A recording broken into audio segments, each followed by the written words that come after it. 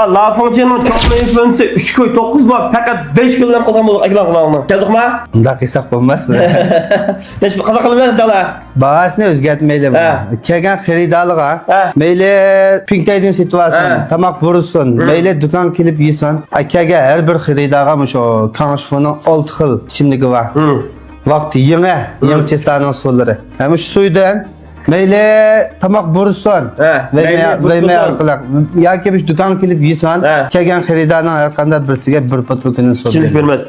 Bir kaç tamakka bir patılkının su verir. Ben lafıncının ki ben yenge çalmayı fön çalmayanlar kadar pingnin çözün yüzden yürek bir şeyde bırakın olap geldi. Arkada kırmızı kapı bir içimlik sunu sizge kıvazı okudan bulduk. Meyle pinktaydın burton meyle her xil sular buton ya ki moşu dukan kilip yapma. Hem moşu fakat bırakın olap gelsiz. Ben ondaki hem de aktordaki çalmayı fön oldu. Desek bulungan çalmayı fön. Bilemez bunu. Lafıncının ne yıllık mı? Taze 5-6 yıllık mı? 7 yıl kadar. 7 yıl kadar okudum ha. 7 yıl kadar. Müşteki bu çalmayı fönündeki bak bulapmam. Lafıncının ki xerin oldu. Ayrın bir sebep kişilersin. Hiç kim yemezse fakat lafıncının yanıysa her kadar mesela çayın cevabını da ben şunda okşayıp geldik ki.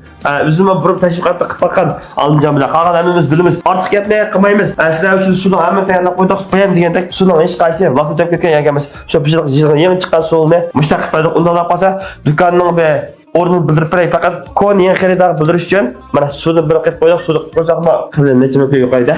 Ya bu hazır ben 100 yaşık su. Bunun 200 tal. Bunun vaqt çeklimimiz yok. Muş içimlik küçe, muş faaliyetini koyuyoruz. 1-2 tal susun güçe. 1-2 tal. Baş, telefon numarımız 187-0908 43-41.